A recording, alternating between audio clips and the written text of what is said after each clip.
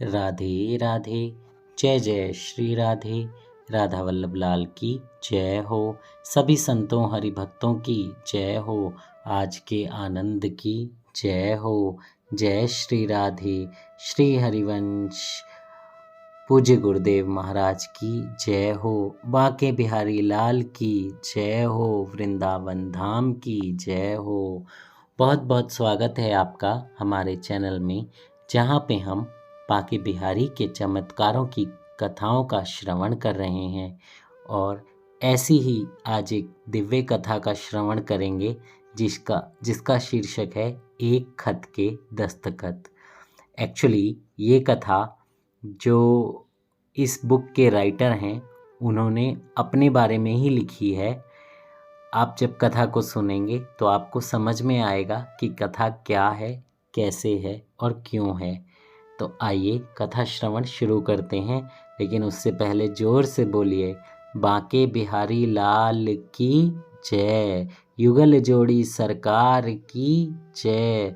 राधा वल्लभ लाल की जय। सभी संतों हरि भक्तों की जय। जय श्री राधे। मैं श्री बिहारी जी के चमत्कार लिखने को बैठा हूँ। भला मैं उस एक चमत्कारी के किस चमत्कार को लिखूं जो क्षण प्रतिक्षण चमत्कार ही चमत्कार दिखलाता है। उसके चमत्कार लिखे भी कैसे जा सकते हैं। कहाँ यह मृत्य मानव और कहाँ वह अवतारी पुरुष। हमारे पास वह दृष्टि होनी चाहिए, वह बोध होना चाहिए, वैसी अनुभूति प्रगाढ़ अनन्यता होनी चाहिए, तभी उनके चमत्कार से साक्षात्कार हो सकता है। सत्य ही तो है, जाकी रही भावना जैसी, प्रभु मूरत देखी तिन तैसी। यह भावना का ही खेल है। उस अनादि अनंत का चमत्कार भी अनादि अनंत है, जिसे समझने देखने की सामर्थ्य भी होनी चाहिए। यह वह सर्व सामर्थ्यवान है, कर्तुम अकर्तुम अन्यथा कर्तुम समर्थ है।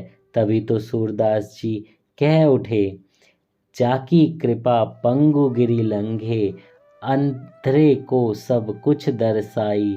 बहरो सुने मूक पुनि बोले, रंक चले सिर छत्र धराई। सूरदास स्वामी करुणा में बार बार बंदो तिहि पाई। यह गुण लूला, लंगड़ापन, अंधापन, बहरापन, गूंगापन, रंकपन सूरदास में भी थे, सभी जीव मात्र में हैं। तथा सूरदास गिरि गोवर्धन उलांघ गए, प्रभु की लीला अंधे होते हुए भी देख गए, अपनी कविताओं के माध्यम से गा गए, और जो सम्मान राजाओं महाराजाओं को भी नहीं मिल सकता था वह प्राप्त कर गए। वैसे ही हम भी प्राप्त कर सकते हैं। यह चमत्कार नहीं है तो क्या है। फिर भी जो कोई जैसी गुहार लेकर उसकी द्वार की सीढ़ियों को छूकर पुकारता है, वह सभी की पुकार सुनता है और पूर्ति भी करता है। परंतु हम जो लोग हैं वो बेईमानी करते हैं, इसलिए कि क्षणभंगुर जीवन के लिए उससे क्षणभंगुर की ही मांग करते हैं। यदि मांग करनी है तो कोई शाश्वत वस्तु की मांग करो। इससे भी आगे जो चींटी से हाथी तक सभी जीवों की चिंता करता है, उससे मांग की भी जाए तो क्या की जाए। वह जो देना चाहेगा स्वतः ही देगा। बस हमें तो निर्विकार निरीह बनकर उसके दरबार में अपनी उपस्थिति दर्ज करानी है। उसकी कृपा निर्मल मेघ की वर्षा की तरह झोंपड़ी पर भी बरसती है और महलों पर भी। उसके यहाँ ना तो जाति भेद है, ना वर्ण भेद, ना देश भेद, ना वेश भेद। वह न मूर्ख पंडित का भेद मानता है, न हिंदू मुसलमान सिख ईसाई, कोई नहीं। परंतु कोई भेद मुक्त होकर उसके आगे खड़ा होने की सामर्थ्य तो पैदा करे। जब हम ही बंटवारे का बंदर बाट लिए उसके सामने जाते हैं, तो वह देने वाला अवश्य सोचेगा कि इस सामर्थ्यहीन को क्या दिया जाए। कहीं वह बुद्धिजीवी होकर मेरी देन का पशुवत उपभोग तो नहीं कर डालेगा। यही कारण है कि किसी को उसके चमत्कार दिखलाई नहीं देते और किसी को दिखाई देते हैं। मुझे तो प्रतिक्षण वहाँ चमत्कार ही दिखाई देता है। ना किसी के पास चिट्ठी ना किसी के पास चिट्ठी जाती है, ना अखबारी विज्ञापन, फिर भी दर्शनार्थियों की भीड़ बढ़ती ही जा रही है। मंदिर बड़ा किया जा रहा है, फिर भी छोटा पड़ता चला जा रहा है। यह भी एक प्रत्यक्ष चमत्कार है। अमावस को ब्रज के गांव मतवाले बनकर दौड़ उठते हैं उसकी एक झलक पाने के लिए। और जब कभी कोई भोला भाला गंवार भार विभोर होकर कह उठता है तो भाव सागर के ज्वार का चमत्कार प्रत्यक्ष रूप से है कि दादा आज तो बड़ो बंठन के बैठे हो मंदिर के प्रांगण में। उत्ताल तरंगायित होता हुआ दिखाई देने लगता है। बिहारी का प्राण प्राण से बिहार का चमत्कार साक्षात्कार हो जाता है।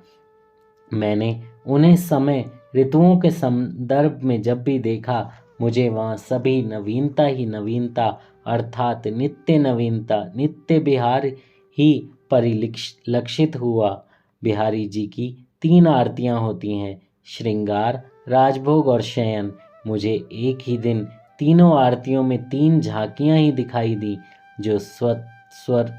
जो स्वरूप प्रथम में देखा उससे बढ़कर दूसरी में दिखाई दिया और उससे भी बढ़कर तीसरी में। जहाँ सौंदर्य में केवल चढ़ाव ही है, उतार तो कहीं है ही नहीं। बसंत में कुछ और झलक, ग्रीष्म में कुछ और जब संसार उत्ताप ताप से व्यथित हो रहा हो, उस प्रकार भयंकर गर्मी में मंदिर एक ऐसी शीतलता से आप्लावित कर देता है कि मन बुद्धि प्राण तक त्रिविध तापों से मुक्त हो जाते हैं। यहाँ स्वर्ग सुख की उपमा भी ओछी अनुभव होने लगती है। और अब वर्षा ऋतु में दर्शन किया तो लगा कि निधिवन की सारी निधि इस पाषाण निर्मित मंदिर में चारों ओर बिखरी पड़ी दिखाई देती। वसुंधरा का सारा हरितिमाम में वसुधार श्री बिहारी जी की के सेवा उससे भी बढ़कर आगे दिखाई देती है। चंद्र का सुधासार और सिंधु की प्रफुल्लता का ज्वार यहाँ बुहारी लगाता हुआ अनुभव होता है। वैसी ही विविधता हेमंत और शिशिर में भी दिखाई देगी। इस प्रकार बसंत में शिशिर तक की ऋतु यात्रा और शिशिर से बसंत का पुनर्मिलन और वहाँ फाग राग में पिचकारियों की फुहार, रंग बिरंगे गुलालों के बादलों की मंदिर प्रांगण मरोड़ प्राण जैसे शाश्वत रंग में सराबोर हो उठता है। यह पूछिए उस भावुक हृदय से जो देह स्मृति को भुलाकर शुद्ध बुद्ध चैतन्य स्वरूप बनकर सच्चिदानंद बनकर साक्षात्कार करता है। तन मन भीगे मिले रस रंग में आनंद उर न समाए। भला उस चमत्कार को किसने नहीं देखा है और नहीं डूबा उतराया है उस रस सागर में जो बांके बिहार के सागर की एक सिद्ध पुरुष की तरह अपनी यात्रा प्रारंभ करता है। यह बांके बिहारी का मंदिर प्रांगण हमें दिखा देता है कि वह चमत्कार वहाँ हमें संकेत मिलता है कि देहातीत कालातीत और अमर्त्य मानव बनो और नित्य बिहार का नित्य रस आस्वादन करो। आप कहेंगे कि मैंने अनुभूति को दर्शन का रूप दे दिया, परंतु नहीं, यहाँ के दर्शन ही वस्तुतः दर्शन हैं, जहाँ ना कोई पंक्ति बनानी पड़ती है, ना कोई प्रवेश शुल्क देना पड़ता है, ना भोग लगाने की प्रतिबद्धता है, ना पंडित पुजारियों का कोई अनुबंध। जो बंधन मुक्त होकर जाता है वह बंधन मुक्त अर्थात दुख पीड़ा संताप मुक्त होकर ही जाता है। कैसा चमत्कार है बिहारी जी का। अब लगे हाथों वह चमत्कार भी लिख दूं जिसके पढ़ने की आपको चाह है। मेरा बचपन था। मैं श्री बांके बिहारी संस्कृत पाठशाला का छात्र था। मेरा मित्र एक गोस्वामी बालक, उसके पिता श्री श्री बांके बिहारी प्रबंध समिति के सदस्य चुने गए। इसलिए कार्यालय में मेरे मित्र का भी आना जाना अबाध रहता था। बालक था, इसलिए प्रबंध तंत्र से उसे कोई भागीदारी ना होते हुए भी वह कौतुक वशात श्री बिहारी जी के पास डाक द्वारा आने वाली चिट्ठी पत्रियों को पढ़ता रहता था। हाँ जी, बिहारी जी के पास शादी निमंत्रण के पत्र ही नहीं आते हैं, परिवार के कुशल क्षेम के पत्र भी आते हैं, शिकवे शिकायत भी आते हैं, डांट फटकार के पत्र भी आते हैं। इसलिए ही तो ये पत्र आते हैं। उनका उत्तर भी अवश्य ही किसी न किसी रूप में पत्र भेजने वाले के पास अवश्य पहुंचता होगा। नहीं तो कौन इतना कष्ट करेगा अनावश्यक पत्र लिखने का। कष्ट करे, डाक खर्चा भी करे।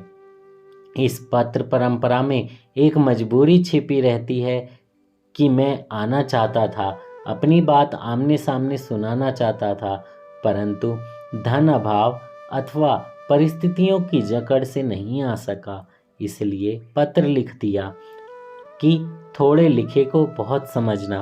परंतु वह बिहारी तो उन पत्रों को पढ़ भी लेता है जो विभिन्न भाषाओं में आते हैं, और उन पत्रों को भी पढ़ लेता है जिस पर एक भी काला अक्षर लिखा नहीं गया है। उस समय सारी डाक सहेज कर बिहारी जी निज मंदिर की देहरी तक पहुंच जाती थी और संग्रह कर ली जाती थी। उस पत्र श्रृंखला में एक पत्र आया, एक मुसलमान का। चौंकिए मत, मैं विश्वास से कहता हूँ वह एक पत्र मुसलमान का ही था। वह सच्चा मुसलमान ईमान का आदर करता है, उन पर किसी अन्य संप्रदायों की छाप ही क्यों न लगी हो, परंतु कच्चा मुसलमान ही इस्लाम के ईमान को ईमान मानता है और शेष सभी को काफिर कहता है। अकबर था सच्चा मुसलमान जो श्री स्वामी हरिदास जी से मिलने आया था। रसखान था सच्चा मुसलमान जिसे कुंज कुटीर में श्री राधिका के पांव पलोटता छुपा हुआ दिखाई दे गया था। परंतु कठमूल्य कितनी भी कंकड़ पत्थर से बनी मस्जिद में ऊंचे स्वर के बांग लगाएं, फिर भी वे खुदा का दीदार नहीं कर सकते हैं और हिंसा से सने हाथों से उसी तरह मारे जाते हैं जैसे हिंसक पशु मारा जाता है। सच्चा मुसलमान जर्रे जर्रे में खुदा के नूर की एक झलक लेने के लिए बावला घूमता रहता है और संपूर्ण भ्रम में ढूंढता है, आज जन्म ढूंढता है। उसे उस बकरे में भी खुदा का नूर दिखाई देता है जिसे वह हलाल करता है या बकरीद के दिन शहीद करता है। कठमुल्लाओं को तो उसे बेगम में भी खुदा का नूर नहीं दिखाई देता जिस पर कल तक वो जान कुर्बान करता था और आज 3 बार तलाक तलाक तलाक कहकर तलाक दे देता है। वह सच्चा ही मुसलमान था जिसका खत आया था। इस आश्रय के मेरी अजीज़ा की शादी है। मैं गरीब इंसान हूँ, दहेज हमारे यहाँ जरूरी है। मैं लाचार हूँ। अब तो श्री बिहारी जी मेरी लाचारी मिटाकर तू दुख्तर की शादी को शान शौकत बाइज्जत करवा सकता है। इसलिए तुझसे मेरी अर्ज है जिसे तू ही पूरा कर सकता है। मेरे मित्र ने मेरी उत्सुकता को बढ़ा दिया। मैंने खुद खत को 4 बार पढ़ा, उलट पलट कर देखा और अपने मित्र से कह दिया कि इसका दूसरा पत्र भी ज़रूर आएगा, ज़रा डाक को सावधानी से देखते रहना। मित्र ने अपने वचन का तत्परता से पालन किया और करीब 2 महीने बाद उसका फिर से पत्र आया। मैं उतावला हो गया, पूछा कहाँ है, क्या लिखा है। मित्र ने पत्र दिखला दिया और अपूर्व संतोष का अनुभव हुआ। जय श्री राधे, जय श्री राधे। बहुत प्यारी बातें लिखी हैं, आगे बहुत ध्यान से सुनिएगा। पत्र में लिखा था, बिहारी तहे दिल से सलाम और लाख लाख तेरी रहमत को शुक्रिया कि मेरी दुख्तर की शानो शौकत से शादी हो गई। जय हो, जय हो। बिहारी जी की बहुत कृपा। बहते आंसुओं से उसकी डोली की विदाई भी दे दी गई। अब मैं बचे कुछ काम निपटाकर तेरे दरबार में अपनी अर्ज गुजार करने जल्दी से जल्दी आ रहा हूँ। सचमुच तेरा ही मंदिर मेरे लिए मक्का है, मदीना है, और तेरा ही दीदार मेरी ज़िंदगी का मददगार है। ऐ मेरे मौला, ऐसे ही मेरे ऊपर रहम करते रहना, जिससे तेरी देहरी को चूमता रहूं। यह दूसरा पत्र मेरे मन में अनेकों प्रश्न छोड़ गया और मुझे उतावला बना गया कि उस मुसलमान से मुलाकात कैसे हो, पर हो भी कैसे सकती थी। हर रोज़ हजारों की भीड़ में जहां इक्का दुक्का की पहचान तो दूर, कभी कभी अपना भी नहीं पहचाना जा सकता था, परंतु श्री बिहारी जी के स्मरण ने मेरी सारी शंकाओं का समाधान कर दिया। निश्चय ही उसे कहीं से आर्थिक सहायता मिली होगी और उसकी बेटी की शादी धूमधाम से सजाई गई होगी। यह है चमत्कार को पहचानने की एक निगाह जो एक मुसलमान को मिल गई, और बहुत से ऐसे हैं जिन्हें आज तक कोई चमत्कार दिखाई ही नहीं दिया। चौंकिए मत, मैं आप पर आक्षेप नहीं कर रहा हूँ, परंतु आपकी उन आँखों को खोल रहा हूँ जो श्री बिहारी जी के चमत्कार को देख सकें। वह रोज़ चमत्कार दिखाता है, पर हमारी अंधी आँखें उन्हें या तो देख नहीं पाती या चमक से चकमका जाती हैं। कृपया शुद्ध विश्वास से वृंदावन धाम आइए, श्री बिहारी जी के दर्शन कीजिए और मुक्त भाव प्रातः सायं उनके चमत्कार देखिए, और देखते ही देखते आनंद वारिधि में आनंद रस का आस्वादन कीजिएगा। बोलो बांके बिहारी लाल की जय। जय श्री राधे। कितनी प्यारी बात। और ये बात मैंने आज भागवत में भी यही बात आई, आज भगवत गीता में भी यही बात आई कि आप जब भगवान का चिंतन करें तो सिर्फ उनका ही चिंतन करें, बाकी सारी चीज़ों को हटा दें। आप जब उनके सामने खड़े हों तो उन्हीं की रूप माधुरी को निहारें, कुछ और नहीं सोचें। पैसा चाहिए, घर चाहिए, बच्चे चाहिए, शादी हो जाए, जॉब लग जाए, बिजनेस बढ़ जाए, ये सारी चीज़ें मंदिर के बाहर रख कर तब अंदर जाइए, खुले मन से, नंगे मन से जिसे बोलते हैं। जब बिहारी जी आपकी सारी मुरादें पूरी करेंगे, आप उससे मांगने जाएंगे क्या? एक शादी करा दे। सिर्फ एक शादी के लिए आप मांगने जाएंगे, लेकिन वो आपको इतना कुछ देने के लिए सोचे बैठे होंगे कि आप जाकर उनसे कहेंगे प्रभु मेरी शादी करा दो। पर देखिए उससे प्रभु अपना सिर ही पकड़ लेंगे, बोलेंगे मैंने तो इसके लिए इतनी सारी भक्ति लिखी, इतने सारे संतों का संग लिखा है, भक्तों का संग लिखा है, लेकिन ये क्या मांग रहा है? मुझसे माया मांग रहा है, मुझसे शादी मांग रहा है। अगर आप उनसे भक्ति मांगेंगे तो वो आपकी शादी भी कराएंगे और उससे कराएंगे जो उनकी सबसे प्रिय सखी होगी, क्योंकि वो आपसे सेवा चाहते हैं और चाहेंगे कि आप दोनों मिलकर उनकी सेवा करें। बहुत ज़्यादा बोल दिया मैंने, मुझे क्षमा कीजिएगा। अगर कथा कहने में कोई मुझसे त्रुटि हुई हो तो माफ़ कीजिएगा। जय जय श्री राधे। श्री हरिवंश राधा वल्लभ लाल की जय हो, जय हो। चैनल को जल्दी से सब्सक्राइब कर दीजिए, बेल आइकन भी दबा दीजिए। जय श्री राधे। बांके बिहारी लाल की जय हो, जय हो।